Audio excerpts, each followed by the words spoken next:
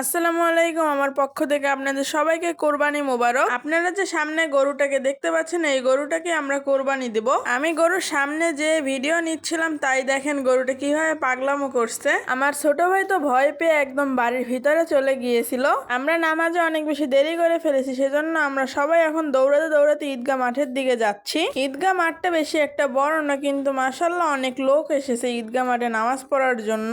আমি এই ভিডিওটা নিয়ে এসেছি নামাজ শেষ করার পরে কোরবানির উদ্দেশ্যে। হুজুর অল্প কিছু বয়ান দিচ্ছিল, সে সময় আমরা সবাই মনোযোগ দিয়ে হুজুরের বয়ানগুলো শুনছি। নামাজ কালাম শেষ করে আমার দাদা গরু কোরবানি দেওয়ার জন্য সব প্রস্তুতি নিচ্ছে। আমার তো এখন গরুটার জন্য অনেক বেশি মায়া হচ্ছে। মায়া করে আর লাভ কি, আল্লাহর উদ্দেশ্যে তো আমাদের কোরবানি দিতেই হবে। আমার দাদা সহ আরো কয়েকজন লোক মিলে গরুটাকে মাটিতে ফেলে দিয়েছে বেঁধে। আলহামদুলিল্লাহ আমাদের গরু কোরবানি দেওয়া শেষ। আমরা সবাই মিলে এখন গরুর মাংস কাটাকাটি করছি। সবচেয়ে মজার বিষয় হলো এটা, আমি জীবনে প্রথমবার কোরবানির মাংস এভাবে সবার সাথে মিলে কাটাকাটি করছি। যাই হোক, আজকে আমাদের কোরবানির ভিডিওটা এ পর্যন্তই। সবাই ভালো থাকবেন, সুস্থ থাকবেন। আসসালামু আলাইকুম।